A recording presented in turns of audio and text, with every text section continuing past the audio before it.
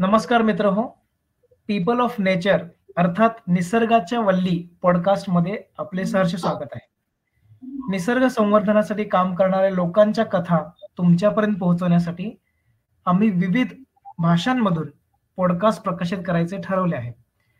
मराठीमधला हा आमचा पहिलाच एपिसोड आहे. आजच्या एपिसोडसाठी आपल्या स्टुडिओमध्ये महाराष्ट्रातील एक सुप्रसिद्ध वनस्पती तज्ञ डॉक्टर अपर्णा वाटवे आलेले आहेत. वाटवे मॅडम, आमच्या पॉडकास्टमध्ये आपले स्वागत. नमस्कार आणि धन्यवाद मला इथे संधी दिल्याबद्दल doctor Pankaj. So Watve madam बद्दल थोडक्यात ओळख करून देतो सगळ्यांनाच. बऱ्याच लोकांना माहिती आहे त्यांचं काम, पण ज्या लोकांना माहिती नाही त्यांच्यासाठी पहिल्यांदाच ही ओळख मी करून देतो. डॉक्टर अपर्णा वाटवे या मागील 20हून अधिक वर्ष जैवविविधतेचा विशेषतः वनस्पतींचा अभ्यास करत आहेत.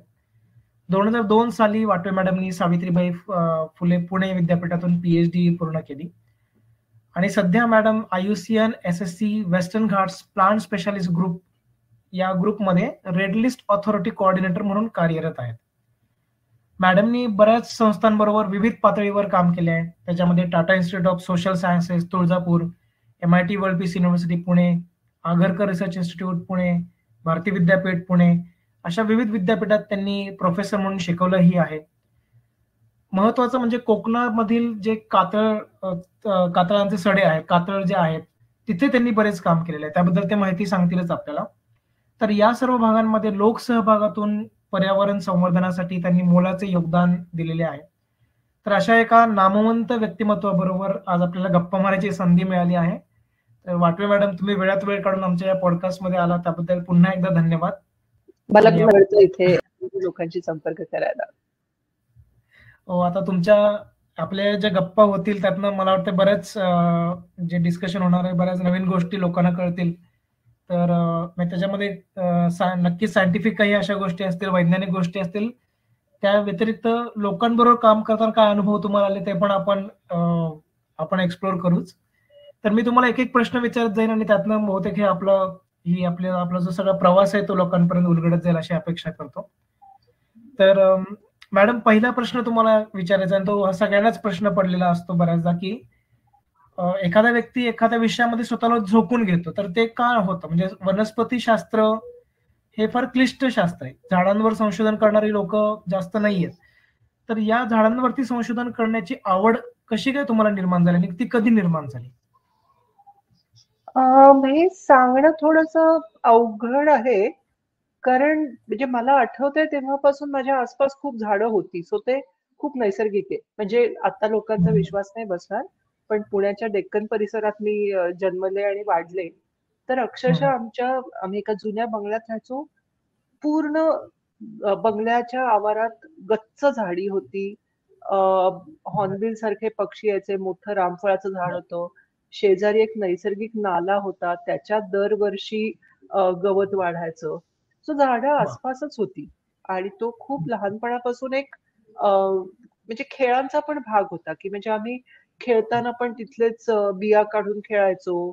त्या पानांचा कुटाणा करून त्याच्यातून काहीतरी आता रंग केला, लाल हिरवा, असंच आम्ही खेळायचो. म्हणजे तेच खेळाचा भाग होता तो. आणि त्याच्यातून असं होतं की एक तर जी गोष्ट आपल्याला माहितीची होते ती सोपी असते ना करणं. तर मला असं वाटतं की झाडं क्लिष्ट वाटली नाहीत म्हणून मला ते आवडायला लागली.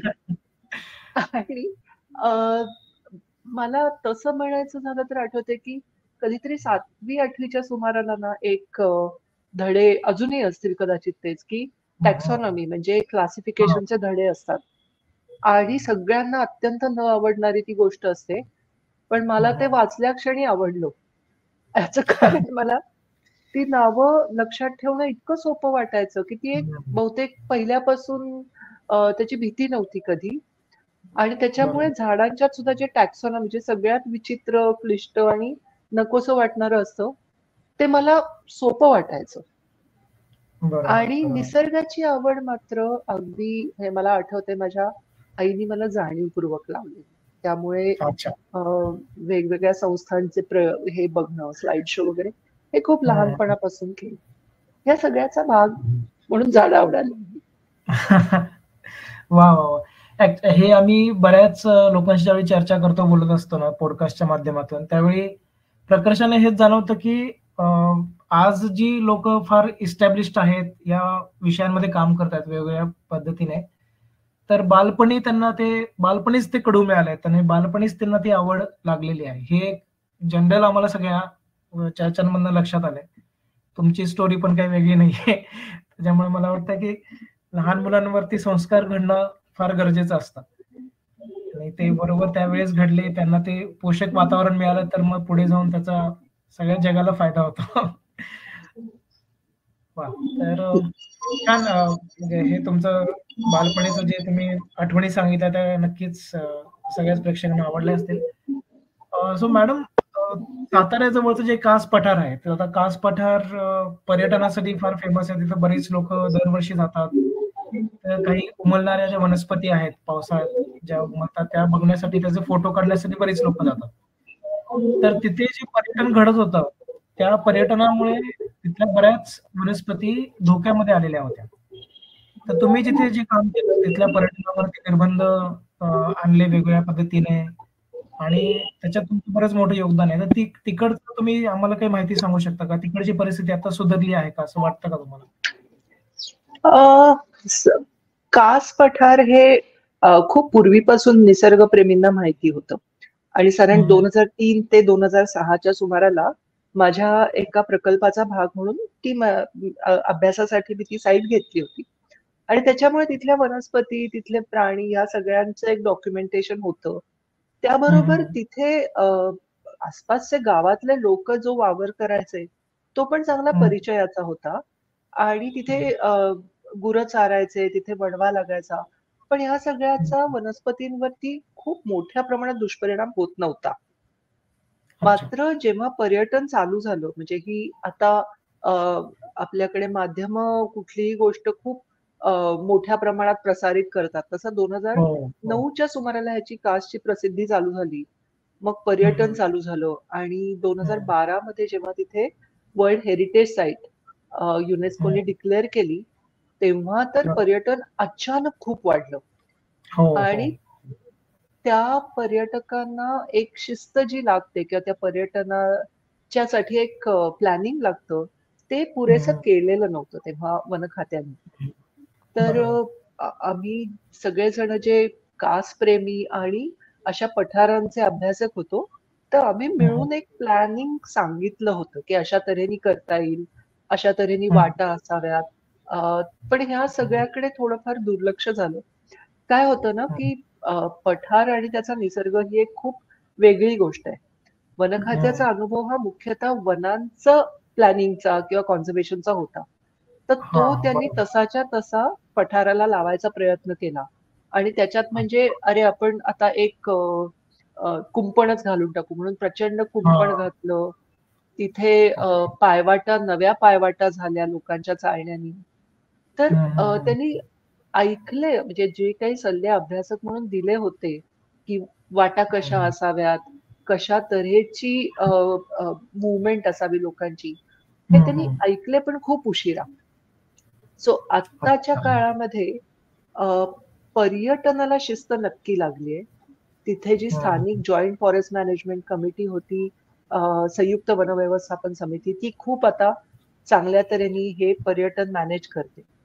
पण पंकज, ह्याच्यात गंमत कशी झाली माहितीये का, की याच्यामधल्या इकॉलॉजीचा किंवा वनस्पतींचा जो एक सतत अभ्यास, त्याच्यावरती लक्ष देणं, त्याचं मॉनिटरिंग, हे सगळं विसरलं गेलं. आणि त्याच्यामुळे मी म्हणेन की पर्यटनाची स्थिती सुधारली आहे आणि पठाराची स्थिती खालावली आहे. बरोबर. आणि गेले 4-5 वर्ष तुम्ही पण ऐकत असाल की सतत पेपरमध्ये येतं की आता कासचा बहर नाहीये, आता फुलं तशी हवी तशी दिसत नाही. ह्याचं कारणच असं की त्या म्हणजे जो अधिवास आहे त्याच्यामध्ये अशा तऱ्हेचे बदल केले गेले, काही नकळत झाले, काही मुद्दाम झाले. त्यांनी ते पर्यटकांच्या सोयीचं झालं आणि वनस्पतींच्या गैरसोयीचं झालं. त्यामुळे आता तिथे होतंय असं की पूर्वीच्या तऱ्हेने मोठ्या प्रमाणात पठारावरच्या वनस्पती दिसायच्या, त्याच्याऐवजी गवताची वाढ झाली आहे. हो, अच्छा, अच्छा. आ- बरोबर. हं. आता गवत इतकं मोठं झालंय की आपल्याला ह्या फुलणाऱ्या वनस्पती दिसेना झाल्या. वनस्पती आजही आहेत. माणसाच्या दृष्टीला त्या कमी दिसत आहेत हे खरंय. हां. याचे पुढे बदल जे झालेले दिसत आहेत ते म्हणजे हं. आता कुठाही असा बदल झाला ना की एक निसर्गातली एक सक्सेशनची प्रोसेस असते हो. की गवत वाढायला लागलं, बायोमास वाढायला लागला, की मग मोठी श्रब्स तिथे वाढायला लागली. तर काही हं. भाग असे आहेत की ज्याचे माझ्याकडे 2011-12 पर्यंतचे फोटो आहेत की जिथे हो, मोठ्या अच्छा. प्रमाणात तेरडा यायचा त्याच्या जागी आता हां. कावळा येतो किंवा असे बदल झाले. अच्छा. सो परिस्थिती बदलली असं मी म्हणेन. सुधारली म्हणजे आधीपेक्षा बरी आहे, हां. नाहीसं होणार नाही. पण खूप हं. बदलली आहे हे नक्की. बरोबर. म्हणजे हे तुम्ही जो अभ्यास करताय त्यातनं म्हणजे नक्कीच हे जे इन्साईट्स आपल्याला मिळतायत, त्यातनं वेगळं काहीतरी घडेल असं शक्यता वाटते. पण सध्या तर कास पठाराबद्दल न्यूजमध्ये पण बऱ्याच माहिती येत असते आणि असं पण चालू आहे, की त्याचा युनेस्कोचा जो वर्ल्ड हेरिटेजचा जो टॅग आहे तो काढून टाका आणि फक्त पर्यटन तिथे करा, असं पण काही संशोधक म्हणतायत. अ, तर ते ही बऱ्याच फारच चर्चेत. दुर्दैवी गोष्ट होईल. हो. अ, आता त्याच्या तुलनेत जर का तुम्ही पाचगणी पठार पाहिलं की जिथे हं. वर्षानुवर्ष लाखो टुरिस्ट येतात, हो. तर तिथे केवळ उत्तम अभ्यास करून अनेक निसर्ग अभ्यासकांच्या अभ्यासाला जोडून घेऊन कॉर्पोरेशन पाचगणीची जोडून घेऊन हं, हं. स्थानिक लोकांचा सहभाग त्याच्यामध्ये वाढवून आता तुम्ही पाहिलं तर पाचगणी टेबल लँड परत पहिल्यासारखं फुलोऱ्यावर यायला लागलाय. काही गोष्टी हो. कदाचित मिसिंग असतील, पण हं. गेल्या 3-4 वर्षात विशेषतः कोविड नंतर जे काही हं. कॉर्पोरेशनचं तिथे प्लॅनिंग सफल झालं, त्याच्यामध्ये हं. आज तुम्हाला पाचगणी टेबल लँड फुललेलं दिसतंय. सो हं. पर्यटन आणि निसर्ग हे एकत्र नक्की राहू शकतो. पण त्या सगळ्याला बरोबर, ना आपल्याकडे प्लॅनिंगची जोड मिळायला पाहिजे. बरोबर. आणि प्लॅनिंग म्हणजे रस्त्याचं दगड कुठला असावा, कुंपण कुठे हो. घालावा असं प्लॅनिंग नाही. शास्त्रावर आधारित, निसर्गशास्त्रावर हं. आधारित प्लॅनिंग हे अत्यावश्यक आहे. बरोबर, बरोबर. सो मॅडम तुमचं जे काम चालू आहे ते म्हणजे फक्त आता कास पठारचा विषय आला म्हणून, पण तुम्ही ओव्हरऑलच जो पश्चिम घाट आहे आपला, तिथं तुम्ही पूर्ण पश्चिम घाटामध्ये तुम्ही काम करत आहात. IUCN SSC वेस्टर्न घाट प्लांट स्पेशालिस्ट ग्रुपमध्ये तुम्ही आहात, काम करत आहात. तर या as a red list authority coordinator म्हणून तुम्ही नक्की कोणत्या वेगवेगळ्या जबाबदाऱ्या पार पाडता आणि तुम्हाला त्यासाठी तुम्हाला फील्डवरती जावं लागतं का? तुम्ही तिथे जाऊन काय निरीक्षणं घेता? त्याचा कसा उपयोग होतो? सो रेड लिस्ट अथॉरिटी म्हणजे धोक्यात असलेल्या वनस्पती, प्राणी हं, यांची नोंद करायची हे त्याचं मुख्य हं. काम असतं. आणि बरं. पश्चिम घाटाचा जो वेस्टर्न घाट प्लांट स्पेशलिस्ट ग्रुप आहे, त्याची रेड हं, लिस्ट अथॉरिटी ही सेपरेट आहे, की जी फक्त हं. पश्चिम घाटाच्या साठी काम करेल, प्लांटसाठी काम करेल. यातली माझी हां, भूमिका ही कोऑर्डिनेटर किंवा समन्वयक म्हणून आहे. तर त्याच्यामुळे हां. इथे जे काही काम चालू आहे, जे उत्तम अभ्यासक काम करतायत, विद्यार्थी काम करतायत, हं, याखेरीज अ, अनेक हौशी निसर्ग सेवक आहेत, काही नर्सरी करणारे आहेत, काही बोटॅनिकल गार्डन्स करणारे आहेत. असे खूप बरोबर. वेगवेगळे लोकं आहेत आणि त्या सगळ्यांना वनस्पतींबाबत काहीतरी करावं असं वाटत असेल, तर त्यांना या ग्रुपशी जोडून घेऊन याच्यातून वनस्पतींच्या कॉन्झर्वेशनसाठी, संवर्धनासाठी काय हं, करता येईल, हे पाहणं ही माझी प्रमुख जबाबदारी आहे. त्यातला एक पार्ट हा म्हणजे धोक्यात असलेल्या वनस्पतींची यादी जागतिक हं. पातळीवरती तयार करणं. तर अच्छा. याच्यासाठी माझ्या स्वतःचा जो अभ्यास होता तो पठारांवर होता. त्यामुळे गेले हं, 3-4 वर्ष पठारांवरच्या वनस्पती, कोकणातल्या, सह्याद्रीच्या हं, घाटमाथ्यावरच्या, त्यातल्या ज्या दुर्मिळ आहेत किंवा ज्या पूर्वी पण धोकाग्रस्त म्हणून लोकांनी ओळखल्या होत्या, पण जागतिक हं, हं, पातळीवर नोंद झाली नव्हती. त्यांचं आत्ताचं स्टेटस काय आहे, हे बघणं, हं, त्याची नोंद करणं, त्याचा अ, प्रत्यक्ष फील्डमध्ये जाऊन त्याचं डॉक्युमेंटेशन, त्यांच्या हं. पॉप्युलेशन्स किती आहेत हे बघणं आणि त्याप्रमाणे नोंदी करणं, हा एक भाग झाला. पण याबरोबरच या भागामध्ये किंवा इथपासून ते अगदी केरळपर्यंत जे एक्सपर्ट्स आहेत, की जे एकेका ग्रुपवर काम करतात, की कोणी फक्त हं, तेरड्यांवर करतोय, कुणी गवतावर करतोय. त्यांचं नॉलेज एकत्रित करून ते सुद्धा या रेड लिस्ट मध्ये पोहोचवणं आणि प्रायोरिटायझेशन करणं, म्हणजे कुठल्या वनस्पती सगळ्यात जास्ती संकटात आहेत हे ओळखणं, हा एक झाला. पण हे करून थांबायचं नाही. त्याच्या पुढचा भाग म्हणजे ह्या संकटातून बाहेर काढणं त्यांना, हा खरा महत्वाचा आहे. आणि तो सगळ्यात जास्ती चॅलेंजिंग आहे आणि तो माझ्या खऱ्या आवडीचा आहे. कारण शेवटी आपण सगळे हे करतोय ते संवर्धनासाठी आहे. तर एकदा आपल्याला कळलं की ह्या वनस्पतीला या कारणाने धोका आहे, तर याच्या बरोबर पुढे प्लॅन कसा करायचा हे ठरवता येतं. आणि त्याच्यासाठी मग वेगवेगळ्या तऱ्हेच्या एजन्सीजना बरोबर घेणं, संस्थांशी बोलणं, जे नर्सरीज करतात त्यांना बरोबर घेणं, त्या सगळा माझ्या कामाचा भाग होतो. अच्छा, म्हणजे अगदीच सुरुवातीपासून वनस्पतींचे निरीक्षण करून त्यांचं सगळा डेटा तो कलेक्ट करून त्याचं अनालिसिस करून मग त्याच्यावर आपण काय ऍक्शन घ्यायची, इथे थांबून ऍक्शन घेऊन सुद्धा, म्हणजे हा पूर्णच प्रवास तुम्ही करताय. तर त्याच्यामध्ये बरीच लोक त्याच्यामध्ये मला वाटतं इन्व्हॉल्व असतील, बऱ्याच संस्था इन्व्हॉल्व असतील. आणि जसं तुम्ही म्हणलात की वेगवेगळे एक्सपर्ट्स आहेत, टॅक्सा वाईज एक्सपर्ट आहेत, तसे पण इन्व्हॉल्व असतील. तर म्हणजे बराच मोठा असा त्याचा पसार आहे त्या सगळ्या कामाचा. हो, पण नशिबाने मी ह्याच्यात एकटी नाहीये. वेस्टर्न घाट ग्रुपमध्ये अनेक एक्सपर्ट्स आहेत की ज्यांनी यापूर्वी पण हे काम केलेलं आहे. डॉक्टर संजय मोलूर जे अनेक वर्ष हेच काम फॉनाच्या बाबतीत करतात, अतिशय अनुभवी आहेत.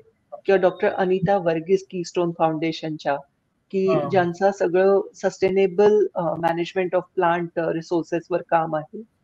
तर या सगळ्यांच्या बरोबर आणि हा एक अनुभव एकत्र करून खरं सांगायचं तर मला जास्त शिकायला मिळतं. आम्ही वेगवेगळी जी वर्कशॉप्स करतो किंवा ट्रेनिंग करतो त्याच्यामध्ये खूप दोन्ही बाजूनी नॉलेज एक्सचेंज होत राहतो. ज्ञान हे विद्यार्थ्यांच्याकडून, विशेषतः फील्डवरती काम करणाऱ्या विद्यार्थ्यांनी काय काय पाहिलेलं असतं ते ऐकायला मिळतं. आणि जे परदेशी शास्त्रज्ञ आहेत ते पण अनेकदा या प्रोसेसमध्ये रिव्ह्युअर्स म्हणून इन्व्हॉल्व असतात. तर त्यांच्याकडून काही नवीन इन्साइट्स मिळतात की भारताबाहेर काय चाललंय. सो IUCNचा एकूण जर का पाहिली भूमिका, तर त्यांची भूमिका त्याला स्पीशीज असेसमेंट सायकल म्हणतात. म्हणजे असेस, प्लॅन अँड ऍक्ट.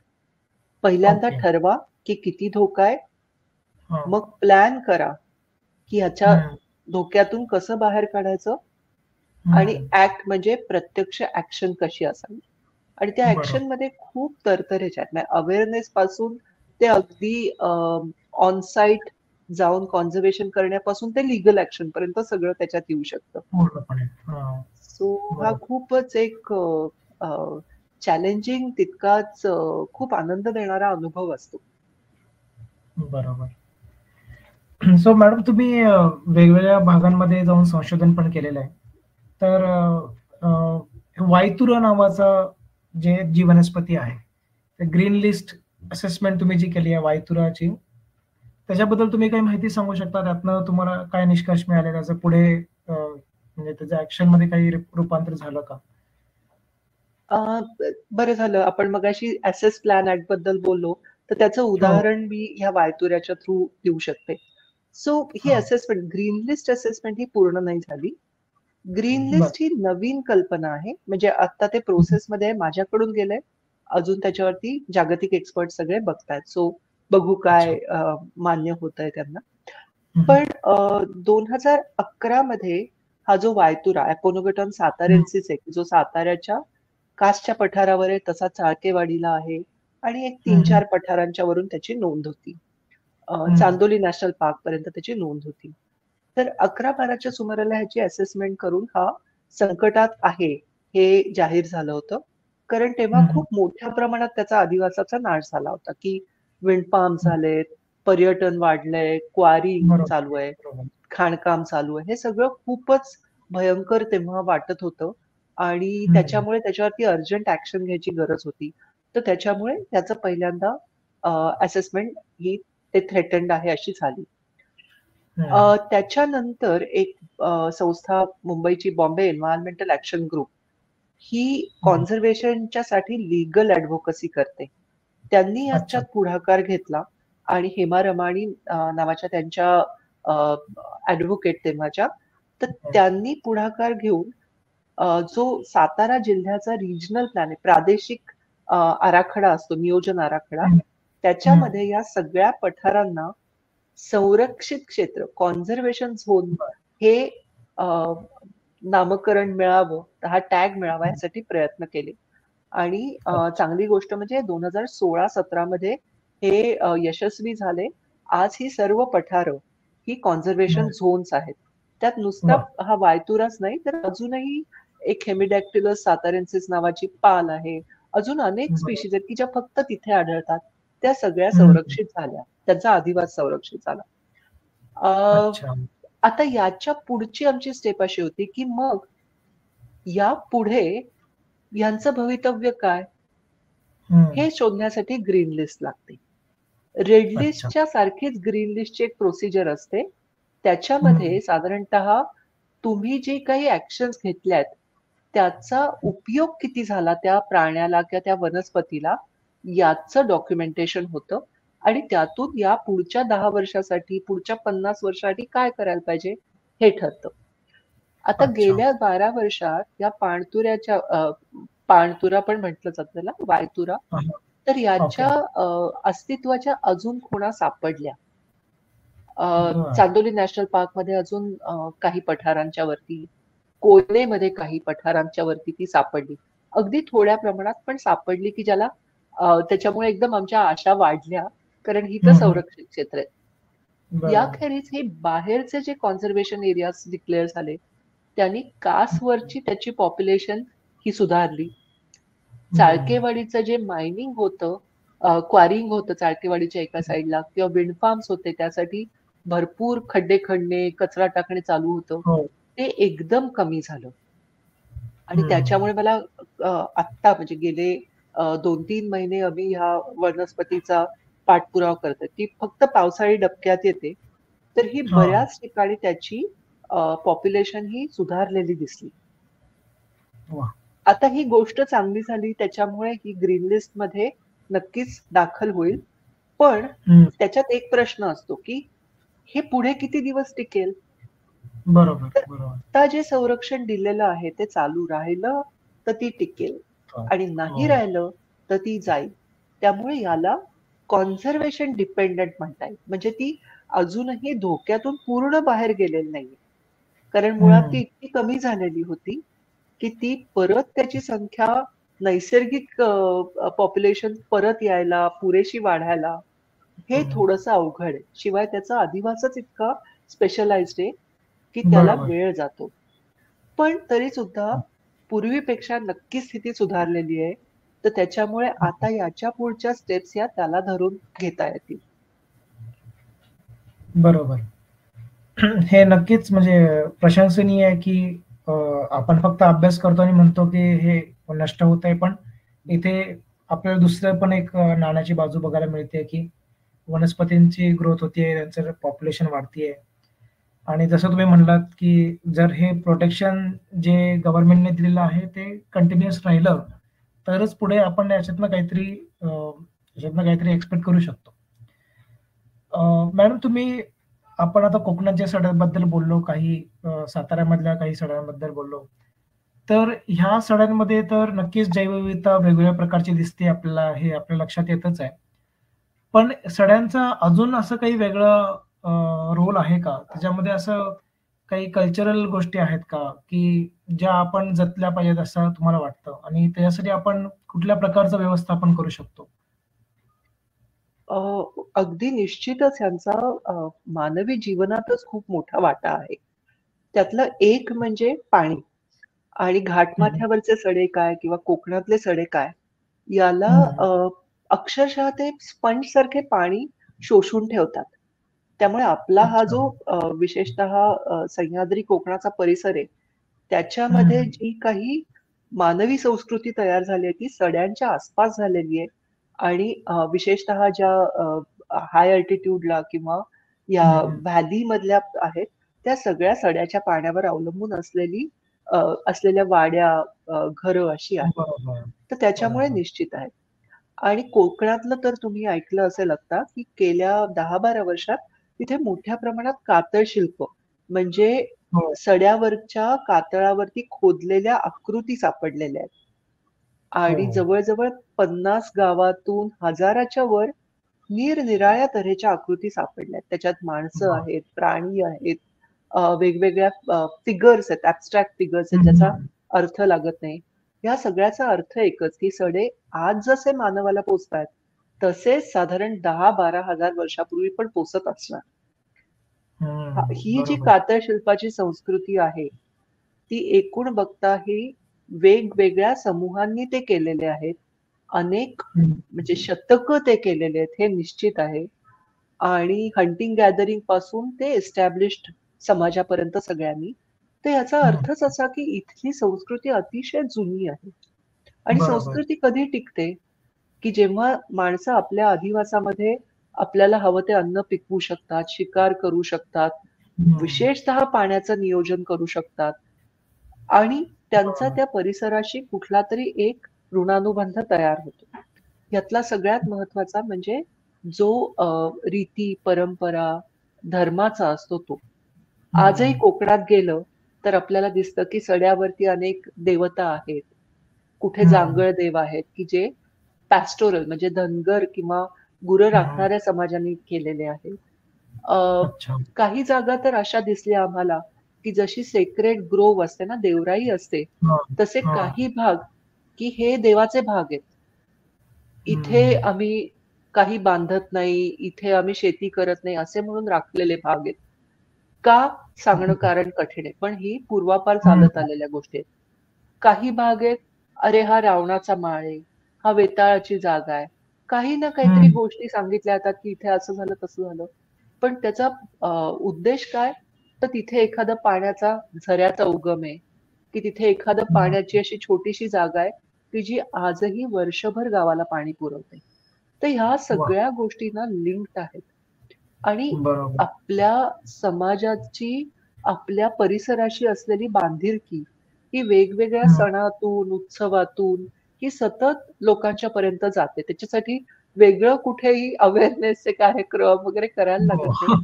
एक बरोबर, कंटिन्युअस वर्षभर लोकांना कळत असतं. बरोबर. कोकणामध्ये तर हे खूप मोठ्या प्रमाणात पाहिलं. आत्ता काल गौरी उठल्या, पण हं. गौरीच्या गणपतीच्या भोवताची आरास सुद्धा माटवी किंवा माटोळी नावाने केली जाते. वाह! त्याच्यामध्ये सड्यावरच्या अनेक वनस्पती तिथे आवर्जून आणून लावल्या जातात. अ, गौर वाह! पुजायला सुद्धा तेरडा वापरला जातो कोल्हापूरच्या भागामध्ये. तर ह्या हं. सगळ्यातून ना कुठेतरी परिसराशी असलेलं सतत एक नातं असतं. आणि बरोबर. ह्याचं म्हणजे गंमत कशी आहे ना, की सगळ्यांना हे माहिती आहे आणि तुम्ही त्याच्यावर हं. पेपर बघायला गेलात, त्याचं डॉक्युमेंटेशन बघायला गेलात, तर काहीही नाहीये. पण न्यूजपेपर मधून आलेलं फक्त कसंबसं आहे आणि तेवढंच गेल्या माहिती आहे. काही वर्षामध्ये ऑनलाईन झालं. पण ह्याचं उत्तम बरोबर. डॉक्युमेंटेशन तयार करणं आवश्यक आहे, कारण हे ज्ञान फार भरभर नक्की. जातंय. अ, हो, हो. आणि ते परत एकदा नव्या पद्धतीशी जोडून घेऊन, नव्या विचारांशी जोडून घेऊन राखणं फार गरजेचं आहे असं मला वाटतं. नाही, नक्कीच हो. तुम्ही जे म्हणताय ते म्हणजे बऱ्याच गोष्टी याच्यामधल्या बहुतेक बऱ्याच आमच्यापैकी बऱ्याच लोकांना माहितीही नाहीत. कारण या सगळ्या बऱ्याचदा लोकल गोष्टी आहेत. म्हणजे त्या पर्टिक्युलर लोकेशनला होणाऱ्या गोष्टी आहेत आणि जसं-जसं आपण वेगवेगळ्या भागात जातो मे बी वेगवेगळ्या भागांमध्ये वेगवेगळे त्यांचे काही वेगवेगळ्या पद्धतीने उपयोग करत असतील त्या वनस्पतींचा किंवा वेगवेगळ्या त्यांच्या रिवाजांमध्ये. तर म्हणजे ही बरीच माहिती आहे. डॉक्युमेंटेशन करणं नक्कीच गरजेचं आहे. त्याबद्दल काही वादच नाही. पण आता जसं आपण म्हणतोय तरुण पिढी ही थोडी शहराकडे मूव्ह होतीये. तर ज्यावेळी आपल्याला संवर्धन करायचं असतं एखाद्या गावामध्ये किंवा एखाद्या सड्याच्या इथे, तर तिथे तुम्हाला ज्या अडचणी येतात, तर त्याच्यामध्ये मला वाटतंय स्थानिक लोकांचा सहभाग फार महत्त्वाचा असतो. तर तो हो. तुम्ही कसा साध्य केला तुमच्या सगळ्या वेगवेगळ्या प्रोजेक्ट्समध्ये? अ, गेल्या म्हणजे काही वर्षात जे अगदी कळून आलेली गोष्ट आहे, ती म्हणजे कुठेही जर का संवर्धन आपल्याला करायचं झालं, तर त्या हं, 3 गोष्टी लागतात. एक म्हणजे सायन्स, इकॉलॉजिकल सायन्स, हं, हं. उत्तम इकॉलॉजीचा अभ्यास. बरोबर. दुसरं सोशल ऍडव्होकसी, लोकांना सामावून घेणं, आणि तिसरं लीगल, कायद्याचा पाठबळ. या तिन्ही गोष्टी जेव्हा एकत्र येतात तेव्हा उत्तम संरक्षण होऊ शकतं. आणि रॉक आउटक्रॉप नेटवर्क या नावाने आम्ही जे सगळे काम करतो, ज्याच्यामध्ये वेगवेगळ्या पद्धतीने काम करणारे लोक आहेत, अगदी लॉयर्स पासून ते उत्साही तरुण, अगदी जे सरपंच आहेत गावाचे, अशी पण मंडळी आहेत. तर या सगळ्यांना ह्या तिन्ही गोष्टी वेगवेगळ्या पद्धतीने करता येणं हे सगळ्यात गरजेचं आहे. एक आहे म्हणजे कोकणामधलं मला एक वैशिष्ट्य असं वाटलं, जे घाटमाथ्यावरती थोडं कमी बघायला मिळतं, ते म्हणजे कोकणातल्या तरुण पिढीचा, अगदी ती कुठंही राहिली, ती मुंबईत राहो, नाहीतर अमेरिकेत राहो, नाहीतर अजून कुठे राहो, पण त्यांचं आपल्या गावाशी नातं बऱ्यापैकी टिकून असलेलं दिसतं. काही अशी आहेत घरं की जी बंद पडली आहेत, की जे लोक येत नाहीत, पण सणा उत्सवाच्या दृष्टीने अनेक जण तिथे आपल्या गावाशी काही ना काहीतरी नातं ठेवून आहेत. मोठ्या कुटुंबातल्या कुणाला तरी एकदा परत येऊन राहायला लागतं तिथे किंवा असं. तर यामुळे त्यांचा आपल्या परिसरामध्ये इंटरेस्ट हा खूप आहे. कदाचित तो तिथल्या निसर्गाचा आहे हे त्यांच्या लक्षात येत नसेल, पण परिसराचा म्हणून नक्की त्यांचा एक कनेक्ट किंवा त्यांची नाळ त्याच्याशी जुळलेली आहे हे गेल्या काही वर्षात स्पष्ट दिसलं.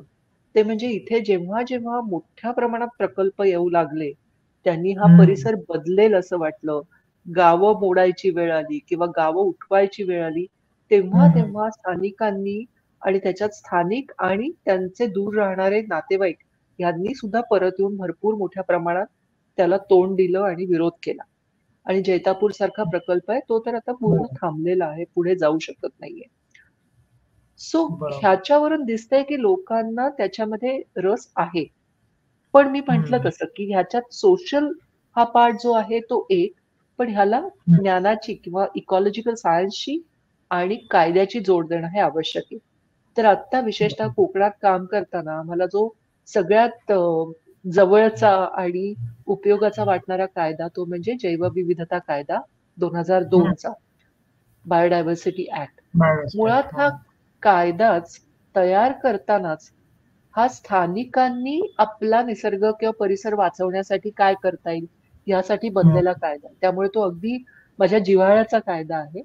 त्याचं इम्प्लिमेंटेशन सगळीकडे महाराष्ट्रात विशेषतः अजून चांगल्या पद्धतीने होत नाहीये, पण प्रयत्न चालू आहेत. त्याला एक थोडा वेळ जाईल कदाचित, पण कायदा अप्रतिम कायदा आहे. आणि या कायद्यामध्ये एक सोय आहे ती म्हणजे जैवविविधता वारसा स्थळ, की ज्याच्यामध्ये जैवविविधता आणि त्याच्याबरोबर जुळलेली संस्कृती ह्या दोन्हीचं संरक्षण आणि संवर्धन करता येतं अशी सोय आहे. अशी 2-3 स्थळं आतापर्यंत झालेली पण आहेत. एक म्हणजे हिवाळ्याचं मारिस्टिका स्वाम्प आहे सिंधुदुर्गातलं, हिरण्यकेशीच्या इथलं कुंड आहे की जिथे तो मासा एक स्थानिक आहे. तर अशा तऱ्हेचे प्रयत्न हे कोकणात चालू आहेत आणि कोकणामध्ये खूप यासाठी उत्साही लोक आहेत. मला काम करताना तिथे प्रत्यक्ष लोकांच्या बरोबर काम करणं हे खूपच त्याच्यातून शिकायला मिळालं, कारण तिथे अजूनही हे ज्ञान असलेले लोक आहेत आणि मुख्य म्हणजे जमिनी अजून लोकांच्या हातात आहेत, गावाच्या हातात आहेत. ती कॉमन्स जे म्हणतात तशा तऱ्हेने वापरल्या जातात. त्यामुळे वाडी, ग्रामपंचायत याच्यामध्ये जर का एखादी गोष्ट लोकांना पटली तर ती पटकन सगळ्यांच्या पर्यंत पोहोचते आणि त्याच्यावरती ऍक्शन होते. अनेक तिथे तरुण आहेत की जे स्वतःच्या गावाचं निसर्गाची नोंद करतायत, त्याच्यामध्ये छोट्या छोट्या संस्थांच्या थ्रू काम करतायत आणि त्याच्यामुळे म्हणजे त्यांच्याबरोबर कनेक्ट होणं हा एक खूप छान अनुभव होता, कारण सगळी तरुण आणि उत्साही मंडळी आहेत ना, त्यामुळे मजा येते खूप. बरोबर बरोबर. नाही, हे फारच चांगलं आहे. म्हणजे तुम्ही जे सांगताय की लोकांना त्यांच्या जागेबद्दल वाटणारा जिव्हाळा आणि त्यांच्या आजूबाजूला जे जंगल आहे ते कोणत्याही प्रकारचं असू दे, मग त्याच्याबद्दल असणारी आपुलकी आणि त्याचं महत्व जर कळत असेल तर म्हणजे जे संशोधक आहेत किंवा जे ऍडव्होकसी करणारे लोक आहेत त्यांच्यासाठी फारच सोपं होत असणार आहे या सगळ्या गोष्टी. लोकांचा त्याच्यात सहभाग असणं फारच गरजेचं आहे. हे फार महत्वाचं आहे असं वाटतं. मॅडम, तुम्ही सो कोकणाबद्दल बोललात, तर तसंच आपण समजा महाराष्ट्राबद्दल, ओव्हरऑल महाराष्ट्राबद्दल बोललो, तर महाराष्ट्रात पर्यावरण, जैवविविधता यांच्या संवर्धनाच्या दृष्टीने तुम्हाला काय वाटतं, की अजून कोणते बदल करणं आवश्यक आहेत? महाराष्ट्राचं आणि इव्हन कोकणाचं, म्हणजे मी बोलताना हं, कदाचित हं. मी खूप पॉझिटिव्ह भाग मांडत असेल, पण त्याचबरोबर असेही लोक आणि जे सगळीकडेच असणार आहेत, की ज्यांना असं हं. वाटतं की अरे आपला तत्कालीन फायदा, लगेच फायदा व्हावा आणि त्यासाठी हो, आम्ही हो. कुठलीही निसर्गाची किंमत द्यायला तयार आहोत. अशी माणसं बरोबर. सगळीकडेच असतात. सगळीकडे. बरोबर. दुर्दैवाची गोष्ट अशी की ती जास्ती हिरिरीनी आणि आग्रहाने बोलत असतात आणि ज्यांना हे नकोय असं वाटणारी हं, लोक खरं तर सगळीकडे आहेत, पण ती हं, फारशी बोलू शकत नाहीत किंवा त्या आवाज उठवू शकत नाहीत. हे एक हं, दुर्दैवाची गोष्ट आहे. तर मला असं हं, वाटतं की पहिली गोष्ट म्हणजे पर्यावरण चळवळ ही आता हं. बरेचदा त्याच्यावरती आरोप होतो की ही शहरी आहे. हे शहरात हां. राहणारे अतिश्रीमंत, एकदम असे कुठल्या बरोबर. तरी इन्स्टिट्यूट मध्ये राहणारे असे सगळे फक्त त्यांना हं, पर्यावरण वाचवायचंय. मुळात ही हं, गोष्टच चुकीची आहे. महाराष्ट्रात हं. काय भारतभर पर्यावरण वाचवायची खरी गरज आणि खरी त्याच्यामधली इच्छा असलेले सगळी स्थानिक लोक आहेत. हं. याचं बरोबर. कारण तुमचं आणि माझं आज शेतीवर अवलंबून नाहीये आयुष्य. हो, इनडायरेक्टलीच आहे. हो. माझ्याकडे शेती नाही, मी मासे मारत नाही, मी गुरं चारत नाही, त्यामुळे मला काही फरक पडत हो. नाही असं मला वाटतं. या उलट हं. अनेक स्थानिक समाज आहेत की त्यांचा डायरेक्टली आजही शेती, मासेमारी, पशुपालन याच्यावर ते बरोबर. अवलंबून आहेत आणि जर का ग्रासलँड्स गेली, कुरणं गेली, तर त्यांना भिकेला लागायची वेळ येते. बरोबर, मासे बरोबर. संपले किंवा हं. वेटलँड्स पोल्यूट झाल्या तर त्यांना खायला मिळत नाही. इतकी भयंकर हो. परिस्थिती आजही आहे. म्हणजे हे समुदाय जगतायत ते केवळ त्यांच्या निसर्गातल्या संसाधनांच्या आधारे. ते हो. काढून घेतले तर त्यांना पुरवायला आपल्याकडे ना खाद्य आहे चांगलं, ना हं. दुसरे नोकऱ्या आहेत आणि त्याच्यामुळे सगळ्यात पहिली गोष्ट म्हणजे हे आपण समजून घेतलं पाहिजे. अ, हं. म्हणजे मला थोडासा ह्याच्यामध्ये सहभाग हा सरकारचा असावा असं वाटतं, की सरकार हं, हं. जितक्या हिरिरीने अ, इंडस्ट्रीवरती फोकस करतं, तेवढ्याच बरोबर. आपुलकीने त्यांनी जर का निसर्गाची संसाधनं, की जी हं, लोकांना अत्यावश्यक आहेत, त्याच्यावरती जर का भर दिला आणि हं. त्याच्यावरती उत्तम पद्धतीने नियोजन करू शकले, तर आज आपल्याला निसर्ग आणि लोकजीवन हे दोन्ही एकत्र सांभाळता येईल. बरोबर. विशेषतः जेव्हा आता क्लायमेट चेंज होतोय, आपलं सर्व हो, पर्यावरण बदलताना दिसतंय. हो, जे काही ठरवलेलं होतं विकासाचे, ते सगळे मोडून पडतायत आपले अंदाज. हो. असं असताना निसर्गाच्या पुढे अ, अ, थोडंफार झुकून त्याला समजून घेऊन जे समुदाय राहू शकतात, त्यांच्याकडून हं. शिकणं हे फार गरजेचं आहे. आणि त्यांना शक्यतोवर प्रोटेक्शन देणं हे पण महत्वाचं आहे. सो बरोबर. हे सगळ्या महाराष्ट्राबद्दल बोलतायत. हे जंगलात हं. राहणारे आदिवासी असोत, वा धनगर बरं. मंडळी असोत, वा शेती करणारे छोटे शेतकरी असोत, मराठवाड्यासारख्या दुष्काळी भागात सुद्धा जे हो. उत्तम तऱ्हेने शेती करू शकतात ते. हे सगळे मला असं वाटतं त्यांच्याकडून आपल्याला अत्यावश्यक आहे काही गोष्टी समजून घेणं आणि निसर्गाबरोबर राहायला शिकणं. बरोबर, बरोबर. वाह! मॅडम, आपल्या या गप्पांमध्ये बऱ्याच नवीन-नवीन गोष्टी मला कळल्या आणि आपल्या ऑडियन्सला पण कळल्या असतील नक्कीच. आता आपण शेवटच्या 2 प्रश्नांपर्यंत पोहोचलेलो आहोत. तर तुम्ही वेगवेगळ्या भागांमध्ये इव्हन दुर्गम भागामध्ये जाऊन पण काम करत आहात. एक महिला संशोधक म्हणून तुमच्या या कार्यात तुम्हाला काही अडथळे जाणवले का?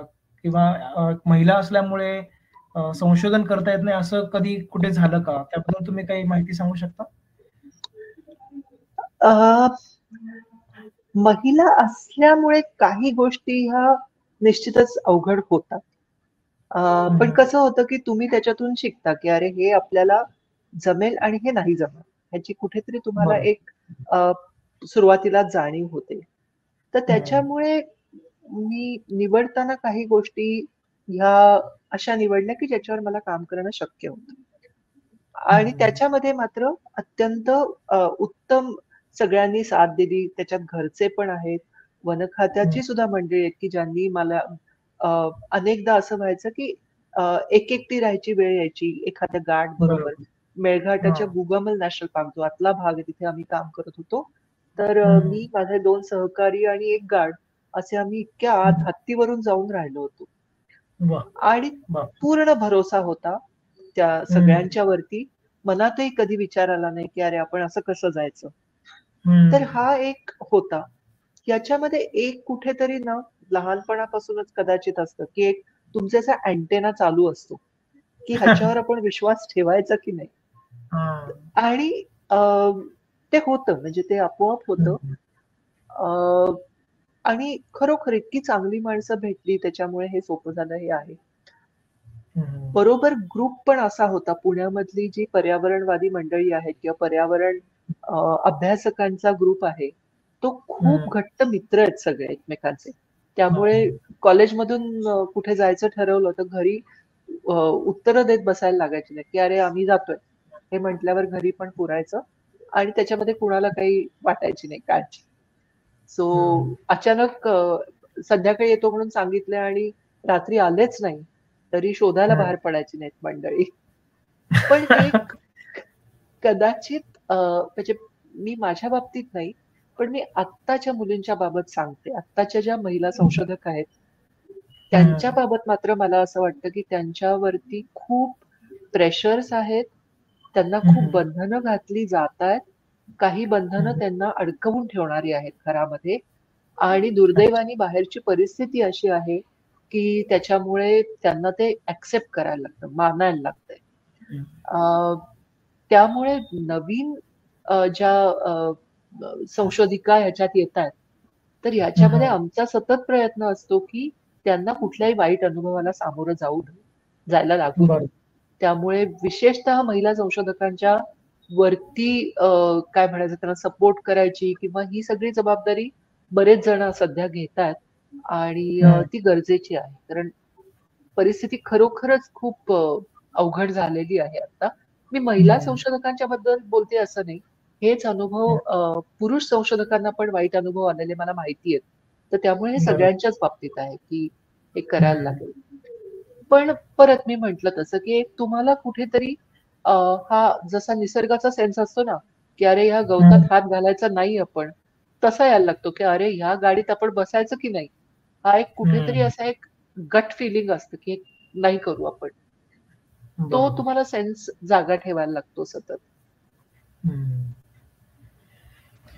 हां, तुम्ही बरीच आम्हाला माहिती सांगितली आपण मॅडम. एक शेवटचा प्रश्न तुम्हाला विचारतो आणि मग आपण हा इंटरव्ह्यू इथे थांबवू. तुम्ही बरंच आता वेगवेगळ्या एक्सपिरियन्सेस बद्दल तुमच्या बोललात आणि नक्कीच तुमचा जो कामाचा जो जी व्याप्ती आहे ती बरीच मोठी आहे. तर जे तरुण संशोधक आहेत, जे आता या फील्डमध्ये बॉटनी म्हणा किंवा वनस्पतीशास्त्र किंवा पर्यावरणशास्त्र म्हणा, त्याच्यामध्ये स्वतःला झोकून देऊन काम करायचं ठरवत असतील किंवा करतातही आहेत. तर त्यांना त्यांना तुम्हाला काय संदेश द्यावा वाटेल? काय उपदेश त्यांना द्यावा वाटेल? अ, पहिल्यांदा मला असं वाटतं, की या तरुण पिढीनं ना म्हाताऱ्यांच्याकडे बघणं थांबवावं. म्हणजे मी थोडंसं विनोदाने सांगतेय. याचं कारण असं, की पूर्वी असं होतं, की अरे आपल्या ज्येष्ठांचे अनुभव त्याच्यावरून आपण हं, शिकू. पण बरोबर. आत्ता जी ज्या गोष्टी ज्या वेगाने बदलतायत, माध्यमांचा हं, एकूण वापर हा बदललेला आहे आणि जग फार हं, वेगाने बदलतंय. त्याच्यामुळे कदाचित बरोबर. असं होतंय, की मागे काय झालं, ते आपल्याला हं, फारसं उपयोगी पडणार नाही. मला असं हं, वाटतं आणि ते कदाचित मी पण माझ्या तरुणपणात केलेलं आहे, की तुम्ही सगळ्यांनी ना खूप पॉझिटिव्हली आणि स्वप्न बघायला शिका. हं, होतंय का नाही हे माहिती नाही आपल्याला. आपल्या हातात असतं प्रयत्न करणं. पण जर का तुम्हाला हे व्हावं असं मनापासून वाटत असलं तरच तुम्ही प्रयत्न करता त्याच्यासाठी. तुम्ही जर का बरोबर. दुःखी झालात, निराश झालात आणि आत्ताच्या पर्यावरणाची एकूण परिस्थिती बघता, निराश होण्याजोग्या हं, पुष्कळ गोष्टी आहेत.